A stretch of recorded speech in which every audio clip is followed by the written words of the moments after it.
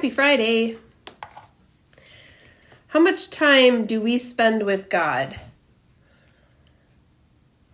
A recent survey that I just read of Christians shared that, now if a lifespan is 75 years, the average lifespan nowadays, that they spend less than 2 years on things of God. Church, studying, praying, reading, missions. Compared to 23 years of sleeping, 16 years of working, 8 years of watching TV, 6 years of traveling. I'm Cassie with Dream Big Today, and it is March 21st, 2025, and for your Friday today, I wanted to focus on our time with God. It was really hard to pick something because there are a lot of great nuggets in today's reading, but I struggle with busyness. So I thought this was a good topic because busyness can grab a hold of us. And really, there's no need to wait nowadays. We get packages in a day or two. We find an answer immediately on an internet search. We can watch any movie online, or I don't know how to work my remote, so on my phone. Our environment, our surroundings are moving at a very fast pace. And having boys in the younger generation, they are always on the go. They are always wanting to do something, watch something, be somewhere. We have a world that is full of entertainment, and I see so many times that if a child is fussy or bored, it's time for screen time. Now, I'm not judging. I see that in my own family. Our family has younger generation parents, and sometimes that is what is resorted to. I used to be bored, and my family wasn't having that. If you were bored, you had a chore. So you learned to do stuff. You got more creative with your time. So when we get caught up being busy, even if we aren't doing nothing, we're busy. My list is too long. So are we wasting time? And then when problems pop up, do we wonder if we're alone in that struggle? Who are we listening to or spending time with? Or what are we spending time doing? There are a lot of voices around. There are a lot of people that know more than me. There's a lot of pages I follow. There's shows on repeat or news to turn to. And at restaurants, out come the phones, road trips, pop in an audiobook or a podcast or turn up the music. And none of that is wrong. But do we ever just sit and listen?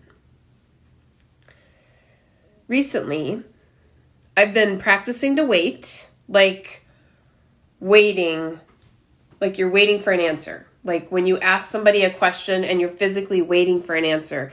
I have been practicing that. It's really hard to just sit and listen. And Luke 4:42 reminded me that it is so important to take that time and not keep going, not keep doing, not keep talking. It says in our NLT reading today, early the next morning, Jesus went out to an isolated place. It was so important to isolate, to rejuvenate, to release and receive. Release all that's going on and receive the peace of knowing God has it. God has you. I have a few in my circle that I really love being with, and they love being with God. And their time for reading and praying and writing, but don't always trust or believe that he'll take care of this issue with their kids, or that situation with the government, or the money situation that's happening to them right now. Jesus had to get up very early and literally sneak away from the crowd to get alone time with his Father. It's so important that we give it all to him, and then we listen, we rest, we wait. What is it for you?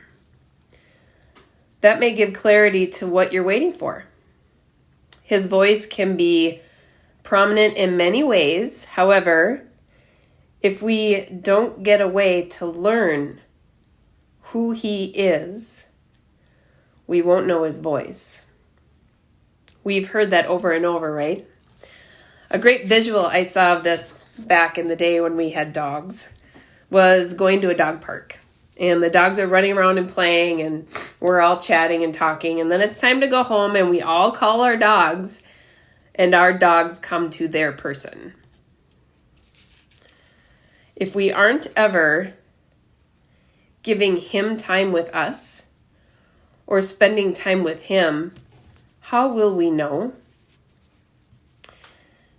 Is there a love language that you have with him? Is it a chorus of a song?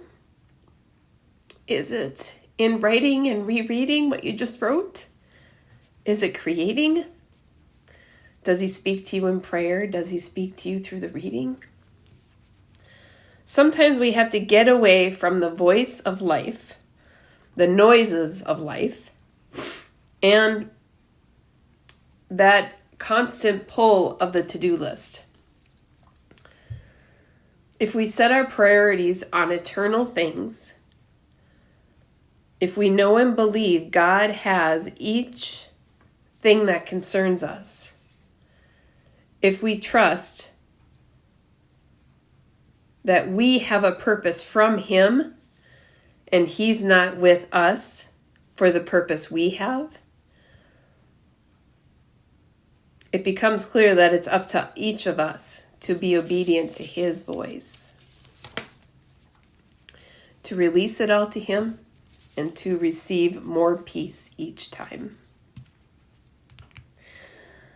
So I'm praying that for you for this weekend, to rest, knowing that he has the answers.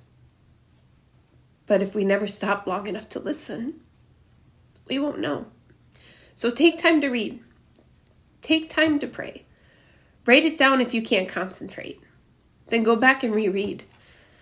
That's happened to me a lot. And that was my thought today. So thank you for being with me today.